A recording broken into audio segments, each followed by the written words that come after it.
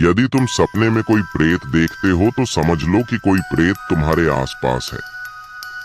कभी कभी वो प्रेत अपनी मौजूदगी का जबरदस्त एहसास कराने के लिए तुम्हें सपने में ही चोट पहुंचाते हैं, और वो चोट तुम्हें वास्तविक रूप से कई दिन तक परेशान भी कर सकती है। क्या बकवास सुन रहे हो तुम? ये वीडियो चैनल दिन रात यही सब बकवास करते रहते हैं। कुछ अच्छी बातें भी देख लिया करो। आरुषि ने राज को समझाते हुए कहा। सही कह रही हो आरुषि, ये सब बकवास सुनने से दिमाग में कई किस्म के भ्रम पल जाते हैं। राज ने वीडियो चैनल को बंद करते हुए कहा, सुनो, 4 दिन के लिए मम्मी के घर जाना है, तुम खाने का कैसे करोगे? कुछ घर से ही भिजवा दिया करूं या तुम खाना खाने घर ही आ जाया करोगे? आरुषि ने राज से पूछा। अरे यार, मेरे खाने की चिंता तुम मत करो, कुछ न कुछ हो जाएगा, कभी तुम्हारे घर, कभी स्विग्गी जिंदाबाद। राज ने जवाब दिया। ठीक है, मैं तुम्हारा खाना तैयार रखा करूंगी, आकर खा लेना या पैक करा कर ले आया करना। आरुषि बोली। मैं 4 दिन की ही तो बात है, तुम चिंता मत करो, सब मैनेज हो जाएगा। राज बोला। अगले दिन चारों ओर अंधकार को देखकर आरुषि का मन खाने को नहीं कर रहा था, लेकिन आरुषि की जिद की वजह से उसे उसके घर 10 किलोमीटर दूर अपनी ससुराल में जाना ही पड़ रहा था। क्या मुसीबत है, कैसा बेवकूफ हूँ मैं भी, शाम को ही खाना खाने निकल जाता तो अच्छा था। अब इतनी रात में घर से निकलना एक बेवकूफी ही थी। राज ड्राइव करते हुए बड़बड़ा रहा था।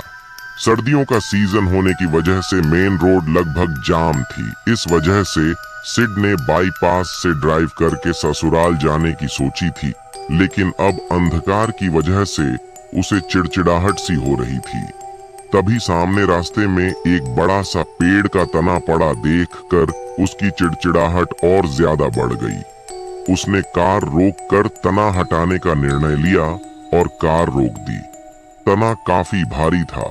जैसे ही उसने वो तना उठाया, सामने काले कपड़े पहने अंधेरे में अंधेरे का हिस्सा बना वो हैवान उसके सामने आ गया। उसका डील डोल देखकर राज थोड़ा घबरा गया और पीछे हटा।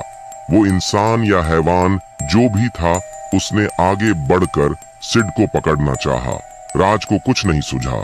कार तक पहुंचना संभव नहीं था, इसलिए वो दूसरी दिशा में दौड़ पड़ा। वो इंसान या हैवान जो भी था, अब सिड के पीछे दौड़ रहा था। रास्ता इतना खराब था कि सिड चाहकर भी तेज नहीं दौड़ पा रहा था। सिड ज्यादा देर न दौड़ सका। जल्दी ही उस हैवान ने राज को पीछे से पकड़ लिया और उसकी विशाल भुजाएं राज की छाती पर लिपट गई। उस हैवान की पकड़ इतनी मजबूत थी, राज उस पकड़ से निकल नहीं पा रहा था। उस पकड़ की वजह से राज की छाती में भयानक दर्द हो रहा था और उसका दम घुट रहा था।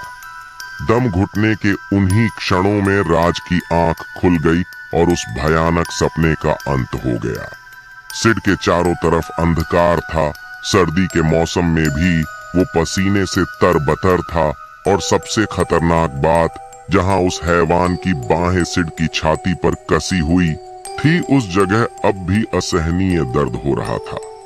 अगर आपको हमारी वीडियो अच्छी लगे तो हमारे चैनल माहिर हॉरर स्टोरी को जरूर सब्सक्राइब करें।